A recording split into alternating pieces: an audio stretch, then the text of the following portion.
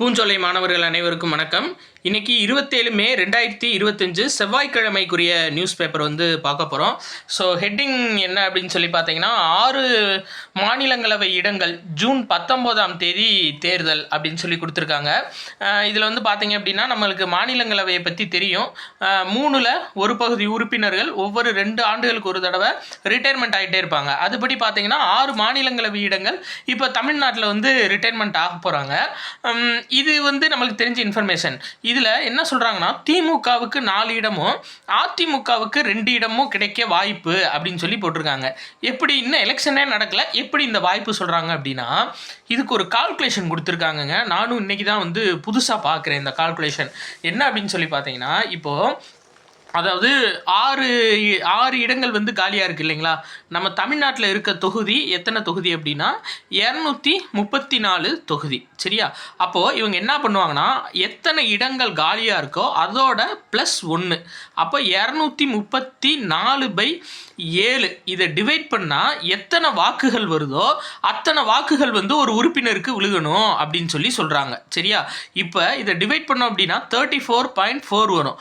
அப்போது ஒரு மாநிலங்களவை உறுப்பினர் தேர்ந்தெடுக்க 34 எம்எல்ஏக்களோட வாக்கு வேணும். தமிழ்நாட்டு எம்எல்ஏக்களோட 34 வாக்கு வேணும். அப்படி பார்த்தோம் அப்படின்னா சராசரியாக திமுக தனிப்பெரும்பான்மையில் 133 இடத்துல இருக்காங்க.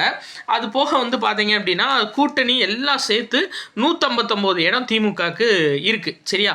அதுபடி பார்த்தீங்க அப்படின்னா மொத்தம் டிவைடட் பை போட்டோம் அப்படின்னா நம்மளுக்கு மொத்தம் 4 இடங்கள் வரும். சரிங்களா? திமுகவுக்கு மொத்தம் 4 இடங்கள் வரும். ஏடிஎம்கேல பார்த்தீங்கன்னா கூட்டணி கட்சிகளோடு சேர்த்து 70 எம்எல்ஏஸ் இருக்காங்க. அப்போ 68 மெம்பர்ஸ் இருக்காங்களா. அப்போது அதாவது 2 எம்பி அப்படின்னா 34 × 2 68. அப்போ 2 எம்பிக்கு ஏடிஎம்கே ஓட்டு போடலாம். இதுதாங்க அந்த ப்ரொசீஜர். ஃபஸ்ட்டு டைம் எனக்கு ரொம்ப புதுசாக இருந்துச்சு. இது நான் புக்கில் பார்க்கல. சரிங்களா? இதுதான் இந்த ரூல்ஸ் படி தான் மாநிலங்களவைக்கு உறுப்பினர்கள் ஒரு மாநிலத்திலேருந்து தேர்ந்தெடுக்கப்படுறாங்க. சரிங்களா? சரி, ரைட். அதுபடி மொத்தம் 6 மாநிலங்களவை உறுப்பினர்களுக்கு ஜூன் 19 தேர்தல் நடத்தப்பட போகிறாங்க. அதே மாதிரி உச்சநீதிமன்றத்துக்கு 3 புதிய நீதிபதிகள் நியமிக்க போகிறாங்கங்க. கொலீஜியம் பரிந்துரைன்னு சொல்லியிருக்காங்க. கொலீஜியம்னா நம்மளுக்கு தெரியும், 12th புக்லேயே இருக்குது. ஒரு தலைமை நீதிபதி ப்ளஸ் அவருக்கு கீழே இருக்க 4 மூத்த நீதிபதிகள் சேர்ந்து தான் என்ன பண்ணுவாங்கன்னா ஒரு நீதிபதியை தேர்ந்தெடுப்பாங்க. அவங்களோட முன்னாடி ஹிஸ்ட்ரி, அவங்களோட திறமை எல்லாத்தையும் வச்சு. அது பேர் தான் என்ன அப்படின்னா கொலீஜியம். சரியா? மொத்தம் இப்போ கரண்ட்டாக உச்சநீதிமன்ற தலைமை நீதிபதி உட்பட 34 உச்சநீதிமன்ற நீதிபதிகள் இருக்கலாம். 31 பேர் இருக்காங்க. சரிங்களா? அதனால் 3 புதிய நீதிபதிகள் நியமிக்க போகிறாங்க. சரி, ரைட், ஓகேங்க. இதுதான் ஃபஸ்ட்டு பேஜு. அடுத்து பார்க்கலாம். எக்ஸாம் பாயிண்ட் ஆஃப் வியூவில் ரைட்டுங்க. இந்த இருக்குது பார்த்தீங்களா? என்ன சொல்லியிருக்காங்க அப்படின்னா, அதாவது குஜராத் மாநிலம் தாகோத் அப்படின்ற இடத்துல பார்த்தீங்கன்னா புதுசாக ரயில் இன்ஜின் உற்பத்தி ஆலை திறந்து வச்சுருக்காங்க. அப்போ கேட்பாங்க, எங்கே புதுசாக ரயில் இன்ஜின் உற்பத்தி ஆலை திறந்து வச்சுருக்காங்க அப்படின்னா குஜராத் மாநிலம் தாகோத்தில். சரியா? அடுத்து பாருங்கள். இந்ததுங்க ரொம்ப முக்கியமான ஒரு இன்ஃபர்மேஷன். புகையிலை பழக்கத்தை குறைக்க அரசு முன்முயற்சின்னு கொடுத்துருக்காங்க. என்ன அப்படின்னா, அதாவது புதுசாக குழு அமைக்க போகிறாங்க. புதுசாக ஒரு சட்டம் இயற்ற போகிறாங்க. அந்த சட்டப்படி இப்போ ரெகுலராக பார்த்தீங்கன்னா அந்த டீ கடையில், பெட்டி கடையிலலாம் சிகரெட் விற்கிறாங்க பார்த்தீங்களா, அந்த மாதிரி சிகரெட் சேல்ஸ் இனிமேல் தமிழ்நாட்டில் இருக்காது அப்படின்னு சொல்லிட்டாங்க. அதுக்கு பதிலாக ஏதாச்சும், அதாவது ஒரு ஏரியா அப்படின்னு எடுத்துக்கிட்டோன்னா அந்த ஏரியாவில் ஏதாச்சும் ஒரு கடைக்கு பெர்மிட் கொடுத்துருப்பாங்க. இங்கே தான் புகையிலை விற்கப்படும் அப்படின்னு சொல்லிட்டு அந்த கடையில் மட்டும்தான் இனி பீடியோ சிகரெட்டோ விற்பாங்க. அப்படி ஒரு வேலை மாற்றி இந்த டீ கடையில், பெட்டி கடையில் இப்படி எது விற்றாங்க அப்படின்னா அவங்கள அவங்களோட உரிமம், கடை உரிமம் டோட்டலாக ரத்து பண்ணிடுவாங்களாம். சரிங்களா? ஃபுல் அண்ட் ஃபுல் அவங்க கடை உரிமத்தை ரத்து பண்ணிடுவாங்க.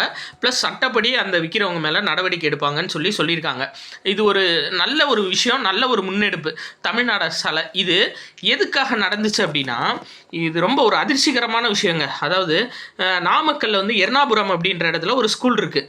அந்த ஸ்கூலில் பார்த்தீங்க அப்படின்னா ஆய்வு எடுத்திருக்காங்க. அந்த ஆய்வில் 21% மாணவர்கள் தடை செய்யப்பட்ட புகையிலை பொருட்கள் பயன்படுத்துகிறாங்களா, அதுவும் வகுப்பறையில். சரியா. அந்த ஸ்கூலில் 21% மாணவர்கள் வந்து பார்த்தீங்க அப்படின்னா தடை செய்யப்பட்ட புகையிலைகள் பயன்படுத்தியிருக்காங்க. இதில் அதுக்கடுத்த அதிர்ச்சி என்ன அப்படின்னா, அதில் 20% வந்து மாணவிகள் அப்படின்னு சொல்லி கொடுத்துருக்காங்க. சரியா.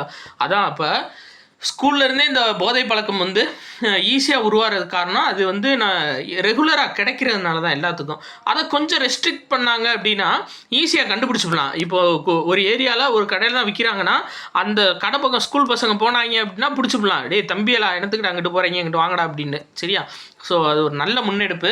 இன்னொன்று என்ன அப்படின்னு சொல்லி பார்த்தீங்கன்னா, மஞ்சள் விழிப்புணர்வுன்னு சொல்லி ஒரு விழிப்புணர்வு கொண்டு வந்திருக்காங்க. என்ன அப்படின்னா, அதாவது தமிழகத்தில் பள்ளி கல்லூரிகள் இருக்குது அப்படின்னா அதுக்கு 100 கிலோமீட்டர் தாண்டி தான் வந்து பார்த்தீங்கன்னா அந்த புகையிலை பொருட்கள்லாம் வந்து விற்கணும். ஸோ அந்த 100 மீட்ரு ஸ்கூலுக்குள்ளே அந்த இருக்க 100 மீட்டரில் வந்து மஞ்சள் கோடுகள் போட போகிறாங்களாம். சரிங்களா. எல்லா பக்கமும் அந்த 100 மீட்டருக்குள்ளே அந்த சர்க்கம்ஸ்டான்சஸில் மஞ்சள் கோடுகள் போட போகிறாங்களாம். அந்த மஞ்சள் கோடுகள் இருக்கிற இடத்துல புகையிலை பொருட்கள் விற்றா கடை உரிமம் ரத்து செய்யப்படும் அப்படின்னு சொல்லியிருக்காங்க. இது பேர் தான் மஞ்சள் விழிப்புணர்வு. கட்டாயம் கேட்பாங்கங்க, வித்தியாசமானது.